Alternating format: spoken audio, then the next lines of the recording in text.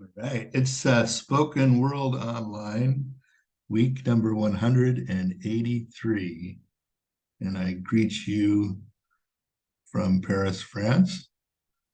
And I have a greater appreciation of how it's difficult for some of our friends in France to join us because it's really difficult to come home at 8 o'clock and out of the Paris evening, especially when the weather's has how it's been, which has been uh, right around boiling, although it did uh, sky opened up and it poured rain so it's cooled down a bit. So last night I got to join Spoken Word Paris up at La Cave Cafe. It was an amazing evening, although we were all roasting down there in the cellar.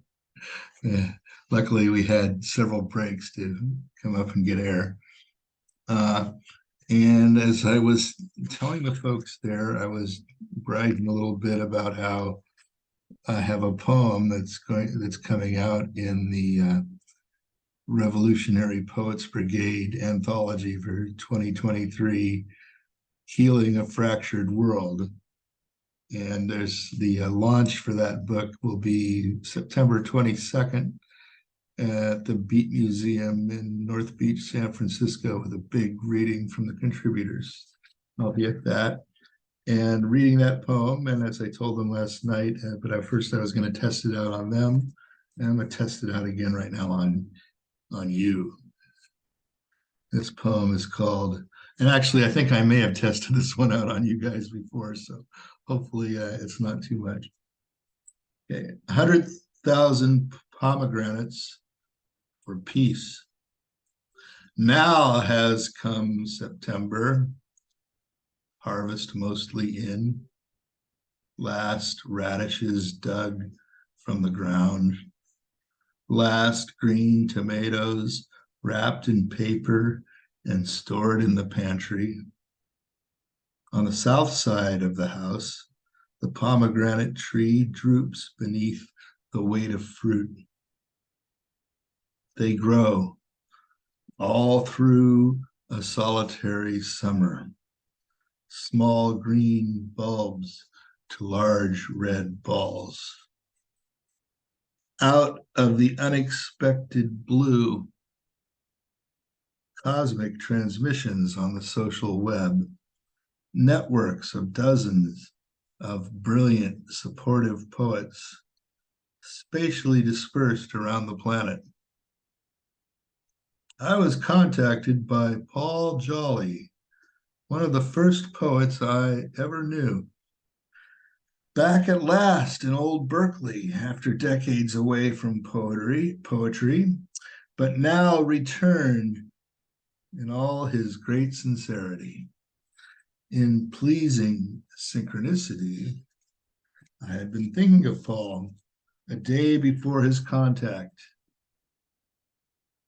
remembering the time he approached me at school and held forth two halves of a pomegranate, myriad bright red seeds gleaming, glistening under high ceiling lights. We are the pomegranate, he said, laughing, and I laughed. For us, we are the pomegranate became our catchphrase, a metaphor. Harvest the pomegranates before they bend the tree to breaking. Two huge baskets. These will be good until February. Survive another perilous year. Fingers crossed, nervous, spells and incantations. Breathe right, relieve stress, and whatever boosts immunity. Dry California waits for rains to douse the parched land, knock down the wildfires for a while. In the United States and other lands, Fraudsters peddle, quote, alternative facts, unquote.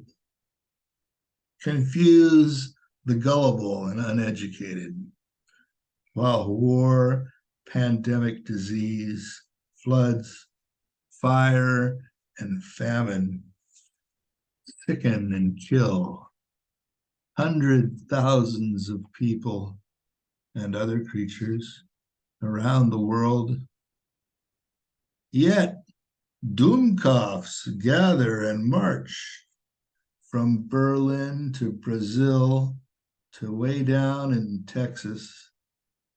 Hell no, we won't wear masks.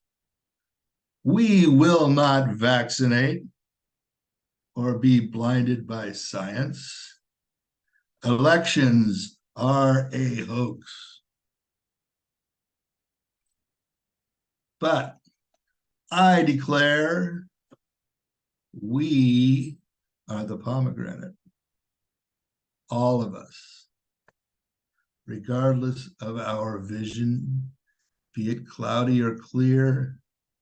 And if we are striking out because we are so injured, so emotionally hurt, so fearful that we hit and hurt, we can instead be forgiving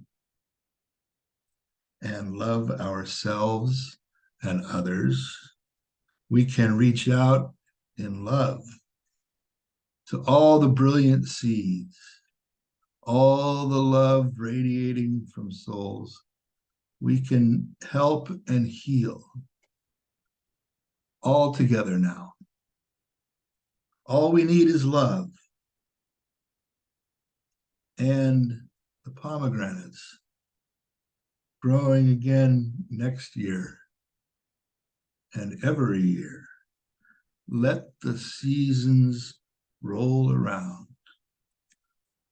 We are the pomegranate. Merci beaucoup.